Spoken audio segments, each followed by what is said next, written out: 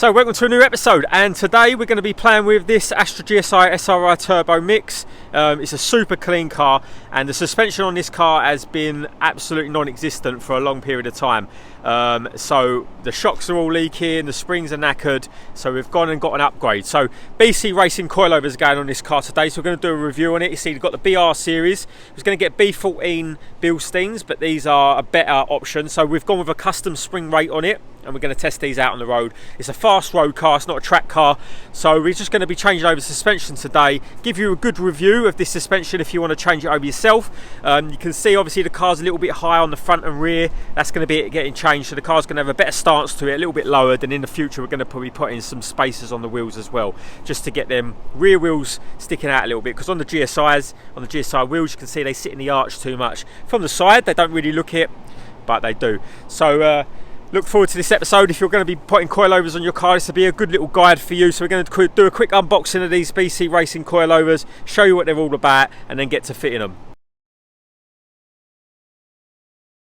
So let's have a little look in the box, do a little mini unboxing video. So BC Racing, everyone knows that they're super high quality shocks, and the reason we went for these is that it's going to be a fast road setup, so we want it to be a little bit of comfort on the road.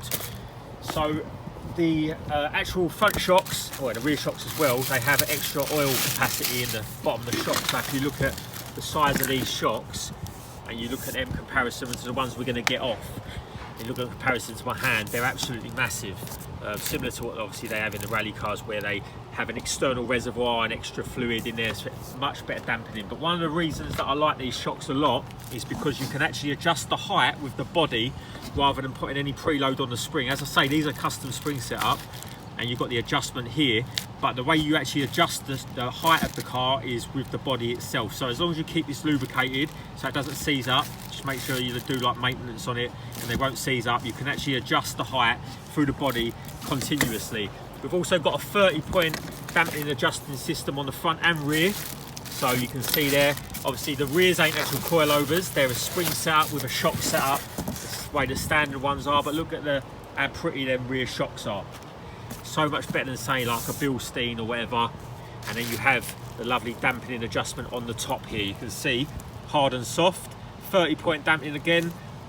Lovely bushes there, really stiff polyurethane bushes, metal inserts. You've even got bump stops on the rear of these as well. I'll show you underneath this sleeve. You can see you're not going to bottom them out, and the same way that you adjust the front ride height, you can see inside the body there, you adjust the rears as well. So you adjust the shock obviously on the rear of the car just like you would on the front of the coilover, because you've got to make the shock smaller for obviously the extra height of the rear springs. So let's show you the rear spring setup on these. You can see the adjustability on these exactly the same as the front, so they work the same way. You've got the adjustable bracket at the bottom, keep these greased up, you can see, and they just go onto the rear beam and you adjust the height like that. So you've also got a plastic collar in there to stop it rattling about, and you've got the rubber mount on the top as well, so you ain't got metal to metal contact on the rear of the chassis. So with everything laid out and ready to go, it's time to get these onto the car. So we're going to start with the fronts first, get the car up on some axle stands, jack the car up, and then we'll be able to adjust these bodies exactly how we want them. So as I say, we adjust these bodies from the actual mount itself rather than the spring adjustments here. So all that happens when you adjust the cheap coilover with these spring adjusters here, it just puts more and more tension on this spring. It ends up being like a rock, and then when you're driving down the road, every time you hit a speed hump, it's like knocking your teeth out. Anyone who's experienced some cheap coilovers, they'll know exactly what I mean.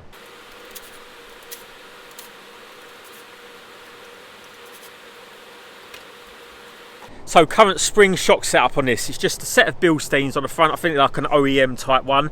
You can see on here we've got some E-batch springs as well, but they've had their day. The shocks have definitely had their day. The springs look all right condition still to go again. Bit of a clean up, but these shocks, they've been leaking so long I don't even think there's fluid left in them. So back to get these off now. Everything's going to be a bit seized up because obviously they've been on there so long. We've got front VXR brakes on this as well, massive upgrade if you haven't ever done them. You can see you've got braided lines on there. The car handles really well as it does, but it's going to go to the next level with these new coilovers.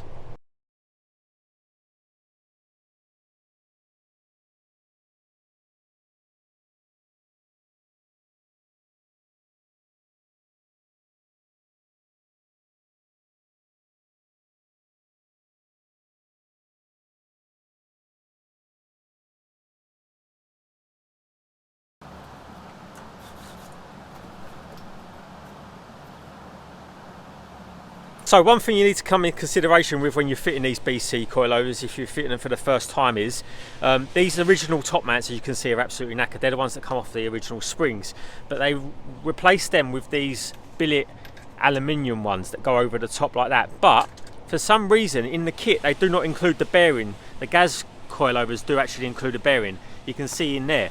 So what I've had to do is I've had to knock out the bearing out of the original top mount and then put that inside there like that, so it sits in there nice and flush. If you don't do that, the top of this is going to bind up. So now the top mount sits on the top like that, and it can actually spin like so.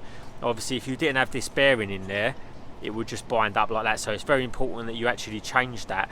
You can buy these bearings separate from inner. You can see there's the inner part numbers for them if you do want to fit them. So make sure that you have got the equipment to be able to knock these out, or the ability to knock them out beforehand. Basically just put them in a vise, tap them from the back.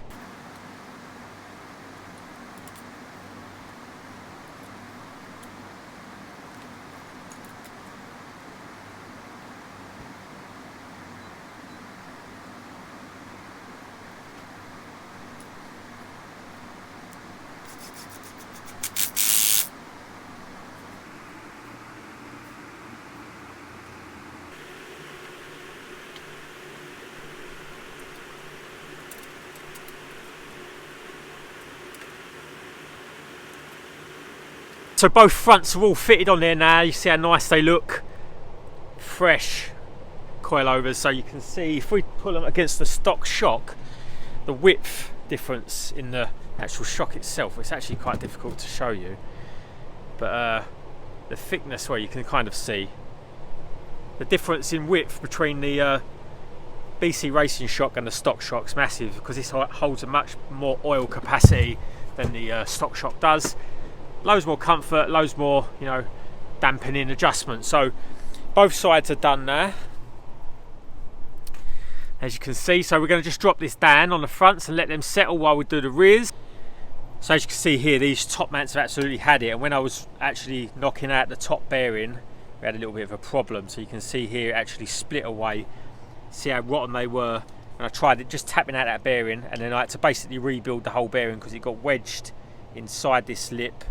And I had to take it all apart, knock it all back together, but we got there in the end. But you can see rotten top mounts. So just drop the car down on the ground to let these shocks and springs settle, and you can see that's the height that they were set at. It's actually not too bad. Obviously we're going to go a little bit lower than that. Going to let it settle, as I say, and get on with these rears now. So we're going to jack the rear up, get these rears on. Shouldn't be that difficult. I'll show you the quickest way to do it, basically. So the car's jacked up and the rear wheels are off. You can see we're running E-batch springs as well on the rear, and I just wanted to show you the easiest way to get these springs out and the shocks out. Obviously quickest way I've found over time. So if you ain't got a ramp, obviously get an axle stand, get it on the sill either side, just jack it up from the beam, get an axle stand on either side of the car, and then the actual beam itself basically under the tension of the shocks. So once you've undone the bolts of the shocks, obviously leave the jack underneath while you're supporting it, undo the bottom bolt of this for the beam, and then when you let the jack down, the spring will just come out. So I'll be able to show you. You can see it's under no tension now. So obviously you haven't been able to see it, but that bottom bolt for that shock was absolutely seized in there. You can see how much rust has come out of the back there, and you can't get to the back of it because it's inside the beam. Breaker bars, massive impact guns, and I just finally got the thing out. Completely removed. As you can see, just left the top ones in just to hold it, but now the beam pretty much just moves on its own, so you can just pull them springs out now, as you can see. So the springs are out, that's how easy it is. And then obviously now you can just get these top bolts off the shocks, replace them with your new ones.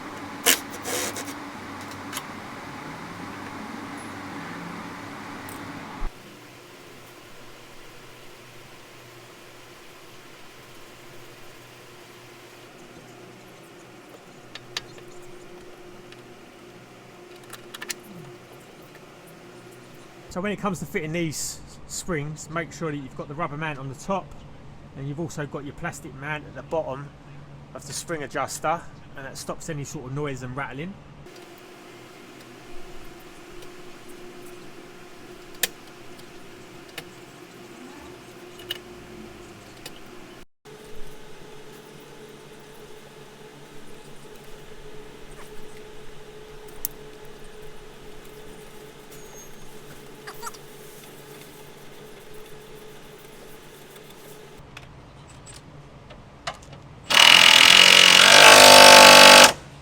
There you go, so shocks and springs are fitted. Obviously you've got to adjust the height on the rear spring because it looks like it's going to be very low, but until we get on the ground we don't really know a base setting. So up here you can see that's where you adjust the dampening. So you've got soft to the right and then left to the hard. Basically it's got 30 point of dampening in there, so what I've done is I've set it at number 15 so we can go either way, softer or harder when we want to. You can see the springs in there. Let's try and get... See the springs in there with the adjusters on, and all fitted nicely, and they're nice and strong springs. You can't just compress them like normal springs. So they're going to do well. Going to get a rear anti-roll bar on here in the future as well. The fronts, exactly the same. You've got a little toggle to go backwards and forwards on the dampening, so just going to set them on number 15 as well. 1, 2, 3, 4, 5, 6, 7, 8, 9, 10, 11, 12, 13, 14, 15. So got that there, and they're going to do the same on this side. Set this to number 15, and then we've got 15 all round, and we can go out for a drive once we set up the heights, and we can adjust front to rear whether we want it softer or harder. Normally you have it a little bit softer on the front, the rear's a little bit stiffer just to make it turn in a bit better. The rears are going to have a rear anti-roll bar in these in the future, absolutely essential. This car's got one. If you ever want to fit an anti-roll bar to your car and you're thinking about it, just do it. So you can see under there it's got a white line anti-roll bar on it. One of the most essential mods you can probably do to these cars. So another good little touch with these is once you've actually set them to their base setting, you can see you can sort of put them in the middle and you can screw the little collar down like that, and they will stay in position then, and they won't like fly off when you're driving along. So you see that's locked in there now, that's not going nowhere, and you can do the same on both sides. So that's how the car's sitting at the minute, pretty much on standard settings. I haven't really adjusted anything, I literally just put it on the base setting. So you can see it's got a little bit dark, so it's kind of difficult to see the arches, but you can see it's a little bit lower on the rear than it was, but the front needs dropping still. Pretty much I would say this is probably stock ride height, or a little bit lower than stock ride height. I think we're going to drop the front maybe 15 mil and drop the back a little tiny bit, maybe 5 mil. We've got to put some spacers on the rears as well, just to space them out so they sit similar to this. So you can see obviously that's dropped down a lot lower on the rear, but it has got 10 mil spacers in there, and that makes a massive difference on them. And you can run stock arches, no scrubbing. You can see up there, clean arches, rust-free arches, totally original, so quite rare. Still rust-free in there as well, even rarer. So the car's just on cold start at the minute. I'll just turn the mic around so you can hear it, but it's on a Miltech exhaust system, fully decatted if you want to know.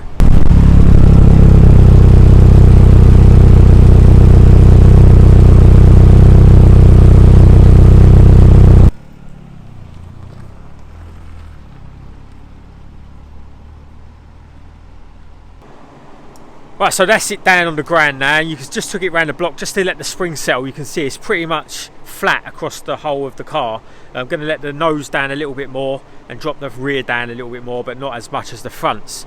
You can see the difference in sort of heights between my one. It's a lot lower, a lot more aggressive, and obviously we've got spacers on the rear, so it's a little bit more tucked.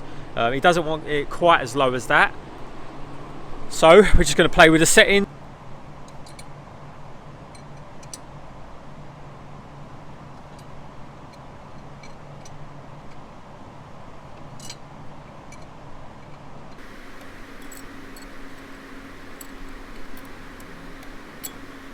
Luckily we can just jack the car up, and the arch gap between the obviously arch, we can actually get in there and lower it, because obviously we're just lowering this body. So we want to drop it 15 mil on the front, so it's 45 mil gap between here, so we're just knocking this round to 30 mil gap and then turning the body so we can get the desired height.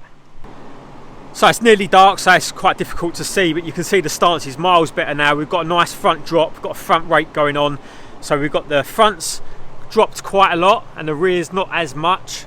So we're going to go out, let the car settle for say a week or whatever, and then we're going to do any more adjustments that we need to do. So these, I'm really happy with these BC Racing coilovers. I highly recommend them. If you're thinking of getting them, just go out and do it. I'd say they're better than B14s without a doubt. You've got all the adjustability that you need in them, and you can get the front and rear as low as you want really. You've got loads of adjustment in there. If you want to put different rate of springs in there, you've got 10 kilos, 12 kilos, 14 kilos. You can set them up for track, so you can have them from road in the normal and then put different springs in them. So if you're thinking about getting them, make sure you do. Right guys and girls, this is how we've finished up. We've got, I think we dropped it 25mm more on the fronts. You can see it's pretty much perfect.